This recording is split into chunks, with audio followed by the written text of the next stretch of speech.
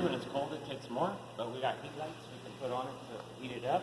Because even though we've had this body filler under the heat, so it wasn't really cold, the panel's not necessarily warm.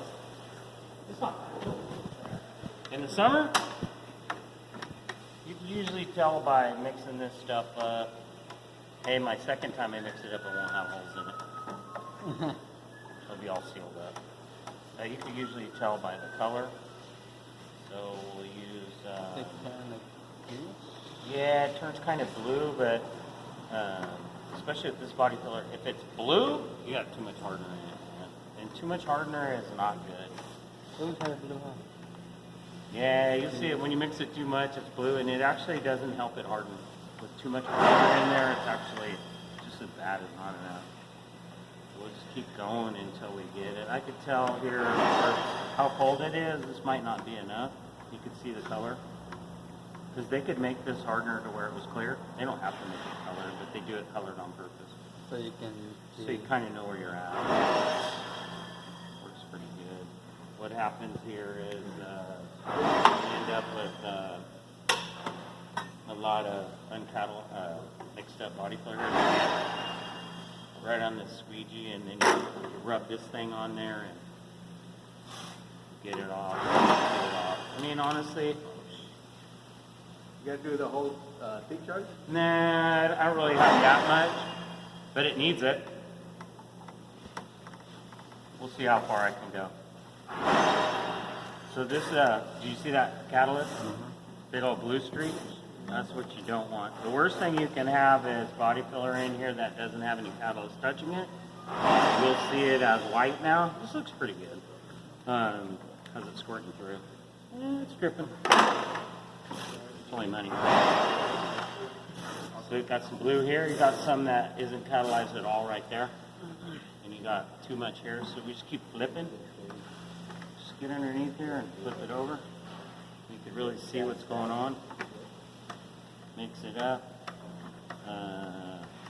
This stuff here is pretty smooth.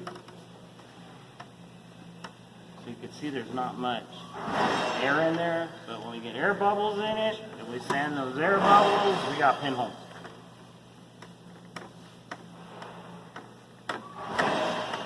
Obviously you could see we couldn't mix this up on one of those little boards.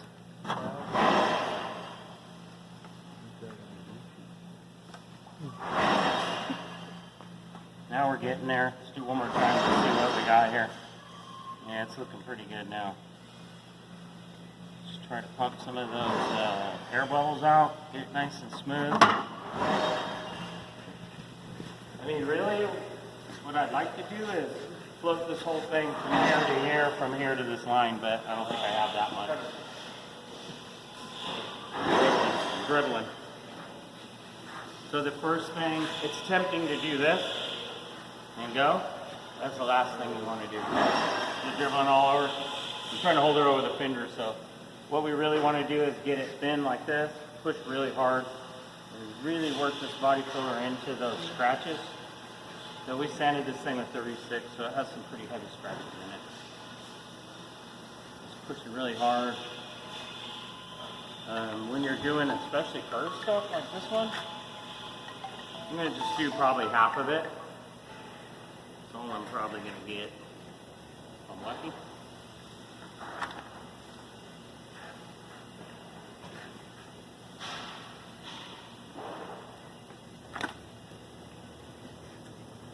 But what you want to do is big long strokes. You don't want to do this.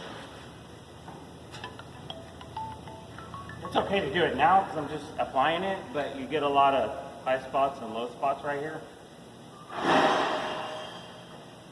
Here, I'm just getting it on the, obviously not going to do it like that. I'll have a Cupid through next time.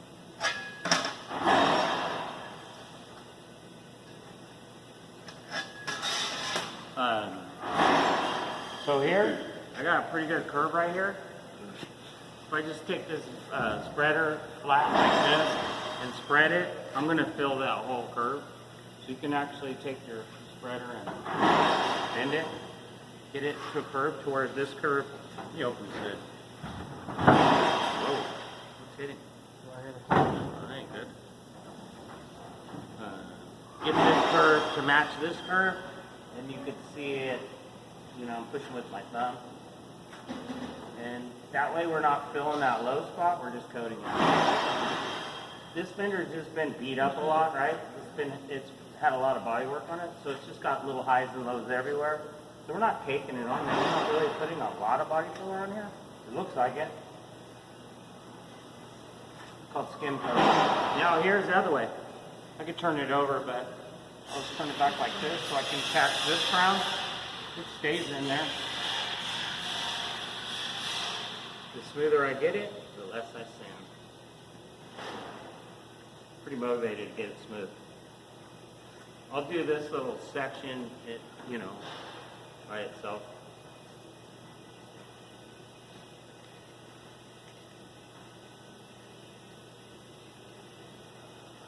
Wow, something going on that other side. I want to go all the way. When you're trying to skim coat a big, large panel like this, the last thing you want to do is have a coat here, a coat here, a coat here. I wish I could do the whole thing in one coat. It's just a whole lot of body filler. I would kind of need, I kind of need two people mixing up two different batches if we could do it. There's a street rod shop in San Francisco called Brizio. I don't know if any of you guys ever heard of them. They do really high-end street rods. They take a stainless steel table. They empty out 2 gallons of body filler. They have 4 guys. They do the cream hardener. They have 4 guys mixing it all up at one time. And they go down the whole part. The whole side of the car like this. Once all the body work's all done, it's all ready to go. It's your last coat. And they do the whole car in one smooth thing. It makes it easier to sand. But what happens with me is when I do my second coat, it goes over this one. This is where I have problems. So you want to have as least many joints as you can.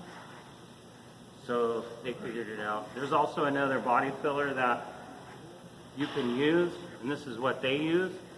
That doesn't harden for like 45 minutes. So you got 45 minutes to put it on. That helps too. It's cold now. If it's 100 degrees, this would probably be kicking already.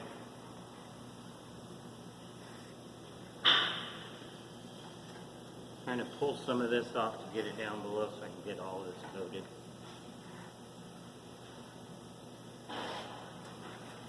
Use this edge to be able to build up that edge.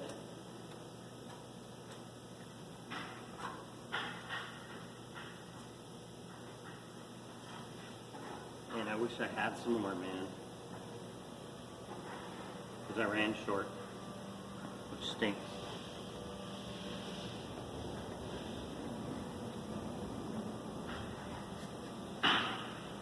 It's tempting to mix up some more and go into this.